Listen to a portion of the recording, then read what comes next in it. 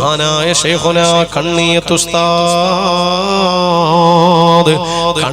ഉസ്താദും അതുപോലെ തന്നെ കോട്ടുമല ഉസ്താദും പട്ടിക്കാട് ജാമിയ നൂരിയ അറബി കോളേജിൽ വെച്ചിട്ട് ഒരു മസ്അല ചർച്ച ചെയ്യുകയാണ്, ഒരു വിഷയം ചർച്ച ചെയ്യുകയാണ്. രണ്ട് മഹാപണ്ഡിതന്മാര്.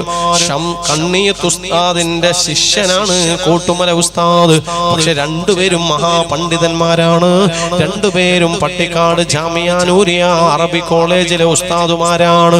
അങ്ങനെ രണ്ടുപേരും ഒരു മസ്അല ചർച്ച ചെയ്യുമ്പോ ചർച്ച മൂത്ത് ബഹുമാനപ്പെട്ട കണ്ണിയത്ത് ഉസ്താദ് ഗൗരവത്തിൽ പറഞ്ഞു, ഉച്ചത്തിൽ ചില വർത്താനം പറഞ്ഞു.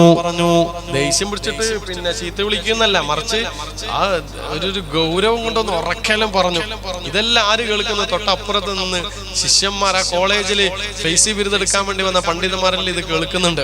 അങ്ങനെ ഗൗരവത്തിൽ കുറച്ച് ഒച്ചത്തിൽ ബഹുമാനപ്പെട്ട കണ്ണിയത്ത് ഉസ്താദ് മസ്അല ഇങ്ങനെ ചർച്ച ചെയ്തു. ഇതെല്ലാം കഴിഞ്ഞ് പിറ്റേ ദിവസം കോട്ടുമല ഉസ്താദ് ക്ലാസ് എടുക്കാൻ വേണ്ടി കോളേജിൽ വന്നപ്പോ കോട്ടുമല ഉസ്താദ് ശിഷ്യന്മാരോട് പറയാണ്, മക്കളെ, ഇന്നലത്തെ ദിവസം ഞാനും കണ്ണിയത്ത് ഉസ്താദ് ഒരു മസ്അല ചർച്ച ചെയ്യുന്നത് നിങ്ങൾ കേട്ടിട്ടില്ലേ? അന്നേരം കണ്ണിയത്ത് ഉസ്താദ് കുറച്ച് ഗൗരവത്തിലല്ല എന്നോട് പറയുന്നത് നിങ്ങൾ കേട്ടിട്ടില്ലേ എന്ന്. അപ്പൊ ശിഷ്യന്മാർ പറഞ്ഞതേ കേട്ടിട്ടുണ്ട് എന്ന്. അപ്പോഴാണ് കണ്ണിയത്ത് ഉസ്താദ് പറയുന്നത്, എന്നാൽ നിങ്ങൾ അറിയണം, ഇന്നലെ രാത്രിയിൽ പാതിരാ നേരത്ത് ഒരാൾ എന്റെ വാതിൽ മുട്ടുന്നു.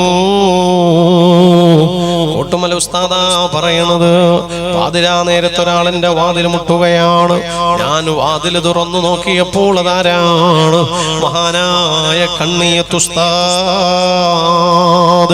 കണ്ണിയത്ത് ഉസ്താദാണ് വാതിൽ മുട്ടുന്നത്. അപ്പൊ കോട്ടുമല ഉസ്താദ് ചോദിച്ചല്ല കണ്ണിയത്ത് ഉസ്താദ്, എന്താണ് വാതിൽ മുട്ടിയത്? അങ്ങെന്തേ ഉറങ്ങാതിരുന്നത് എന്ന്. അപ്പോഴാണ് കണ്ണിയത്ത് ഉസ്താദ് പറഞ്ഞത്, ഉറങ്ങാൻ കിടന്നിട്ടും എനിക്ക് ഉറക്കം കിട്ടുന്നില്ല. കാരണം ഇന്ന് ഉച്ചക്ക് നിങ്ങളോട് ഞാൻ കുറച്ച് ഗൗരവത്തിൽ വർത്തമാനം പറഞ്ഞു പോയിട്ടുണ്ട്. അത് നിങ്ങൾക്ക് വിഷമമായി പോയോ? എങ്കിലെന്നോട് പൊറുത്തു തരൂ, എനിക്ക് മാപ്പ് തരൂ.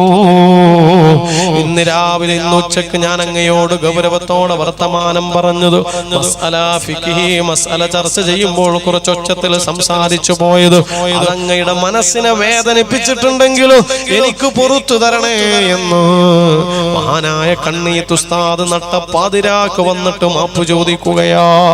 എന്റെ പ്രിയപ്പെട്ടവരെ, ബഹുമാനപ്പെട്ട കോട്ടുമല ഉസ്താദ് ഈ വിഷയം തന്റെ ശിഷ്യന്മാരോട് പിറ്റേന്ന് പറഞ്ഞു കൊടുക്കുകയാണ്.